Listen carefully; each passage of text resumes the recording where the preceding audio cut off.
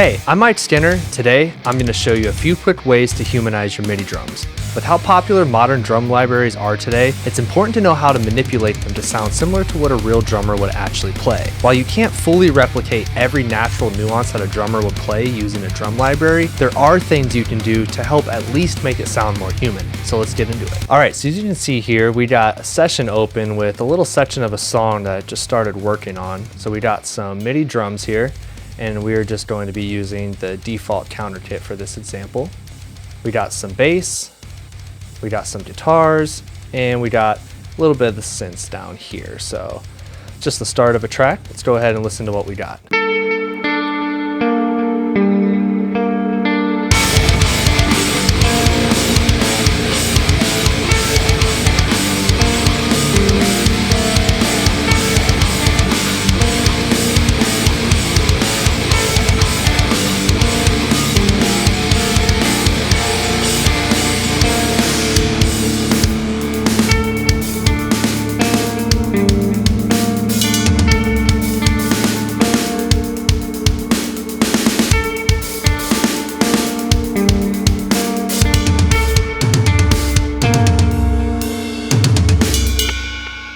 Cool. So you can hear we got a little bit of a hard driving chorus section and then a cool little drum groove here. So as you can see right now, all the velocities are basically all the way up at 127. And that's because when I'm just sitting here programming the little sections in here, I'm not too worried about making it sound too human. But now I want to go back and actually make this sound more human. So let's go ahead. We'll start by putting all of these up at 127. The first thing that I'm going to do is on all of these hits, on all of these crashes, we're gonna go ahead and bring all of those down first. So going up here, I'm gonna turn off the MIDI so that whenever I select all these, we don't have a bunch of loud, obnoxious sounds. So we're gonna go ahead and grab those, and then we're going to bring all those down. I found that in this library, bringing them down by about 10 to 15 or so is a little bit more natural, and then you really only wanna leave the hard hits for like the very first downbeat. So we're gonna go ahead and on this crash, we're going to actually crank this one all the way up to 127, keep that one at 127 as well. Now you can see that all these crashes have now been brought down a little bit. The next thing we're gonna do with the crashes is we're going to take all of these hits and we're going to duplicate them on the offbeats. So we're just gonna grab all these, slide them over, and then we're gonna go ahead and drag these velocities way down. Now this depends on the drum library that you're using, so we're going to go ahead and listen to this. The idea of this is that you're mimicking what happens when a drummer hits a cymbal and then the stick is coming off of the cymbal. So there's a little bit of decay, and a little bit of extra sounds that's happening, and doing this can help you add just a little bit more of that natural nuance from a real cymbal. So let's go ahead and listen to what that did and see if we need to change the velocities or not. Let's go ahead and bring those back down, and let's listen to see how much we need to change these. Let's go ahead and listen to the drums on solo for now.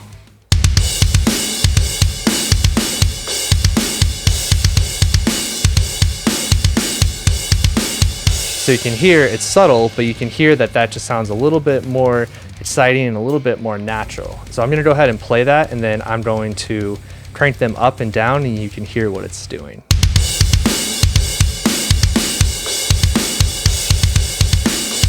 So you hear when I have him up too loud, it's a bit too much going on, it sounds too busy, it sounds like he's actually hitting those really fast notes, and that's not what we want. So we're gonna go ahead and bring these back down.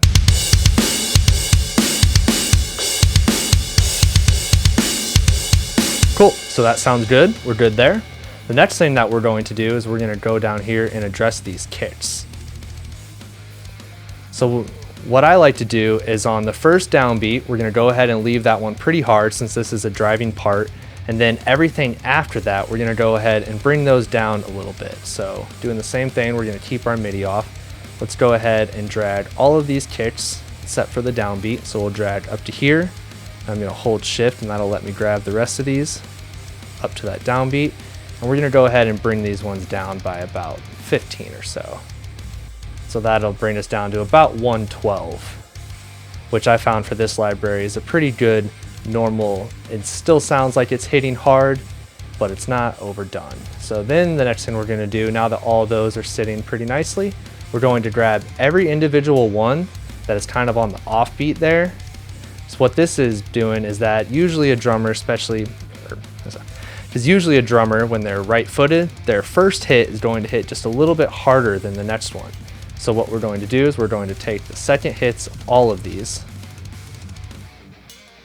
Let's go ahead and grab those. Slide over. Cool, so we're good there. And then we're gonna go ahead and drag those down by, I find that between 8 and 10 usually works, having that much of a variation. So let's go ahead and listen to that, hear how that sounds.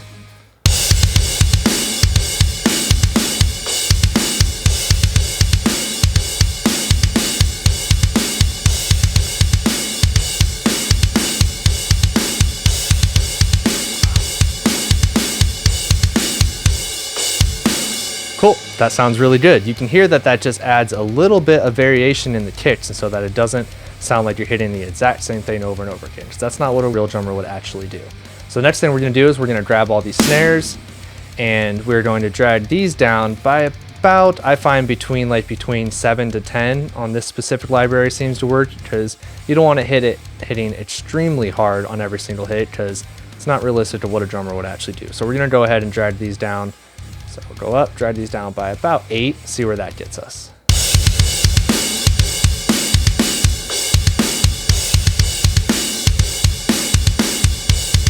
Cool, that sounds good. Now what we want to do is on these accent snares, these are supposed to be kind of like a ghost note happening. So we're gonna go ahead and grab, we'll start with those first, and let's drag these down by about 28 to 30. See how that sounds. So we really want to get a variation between these two snares. So let's bring it down just a little bit more.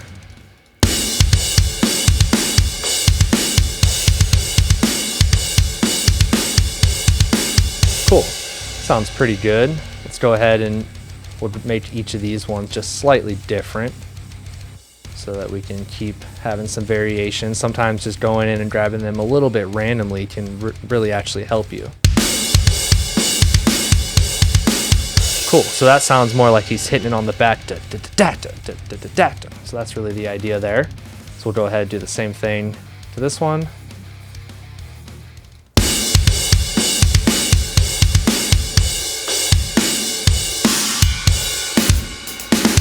Cool, so those sound pretty good. So now let's go ahead and listen to this entire section now that we have humanized it.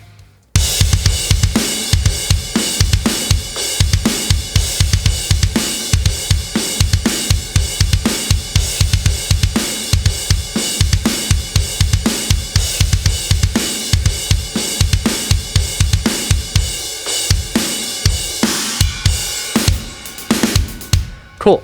Now there's two more things that we can do to make sure that we can really have the variation happening. First thing we're gonna do is we're gonna go back to these crashes, and we're gonna go ahead and we're going to grab every other one. Let's go ahead and do that real quick. Now we're going to grab those, and we're going to drag those down by about 8 to 10, like a similar ratio what we did with each of our kicks. And this will, because a real drummer, when they're adding groove, they're going to hit the first one a little bit harder than the second one, and this really helps add in that natural feel. So let's listen to that.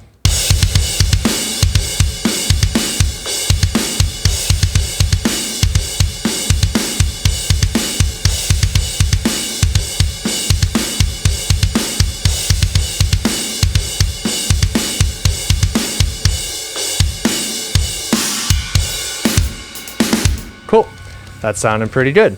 So now let's go ahead and move on to this next section. Now all of the same principles apply. So we're going to take all of our second hits. We'll start with the drums first, and then we'll move to the cymbals since there's going to be a little bit more.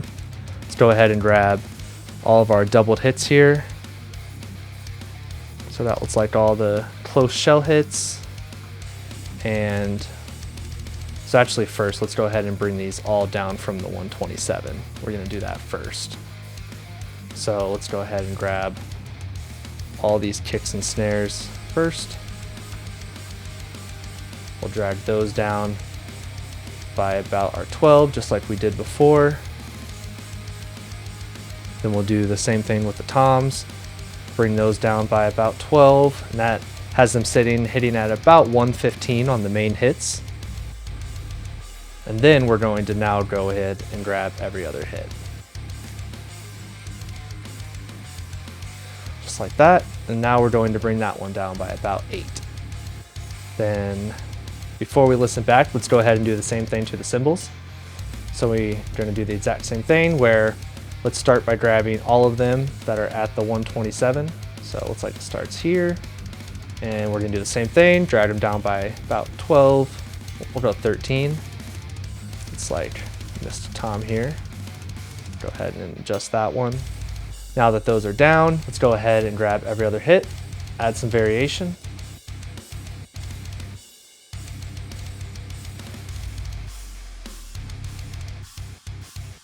All right, we already grabbed those, so we're good, except for up here we got these last little bell hits that we need to grab. All right, so now we got those. We're gonna go ahead and bring those down by about between 8 to 10 usually works. So we'll just go with 9. And let's go ahead and listen to how that sounds.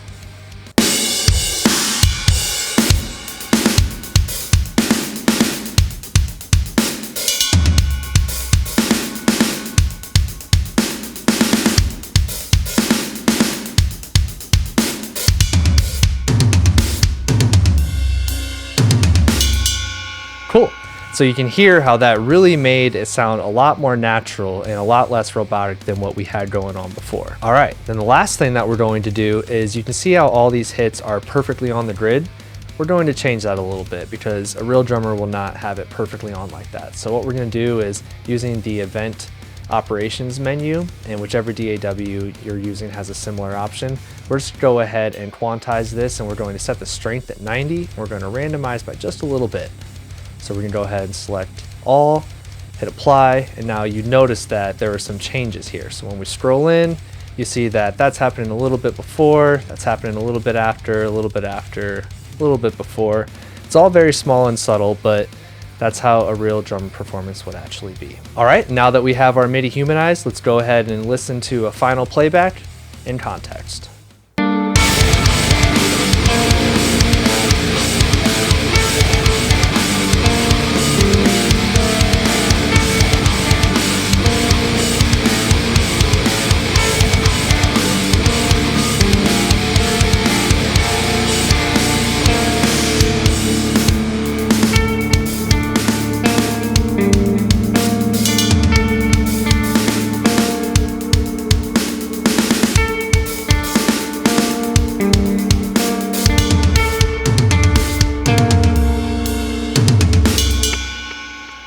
Cool. Thanks so much for watching this video. We hope you have a better understanding of some things you can do to humanize your MIDI drums. If you have any questions, feel free to comment below and we'll be sure to answer. Thanks again for watching. Happy songwriting.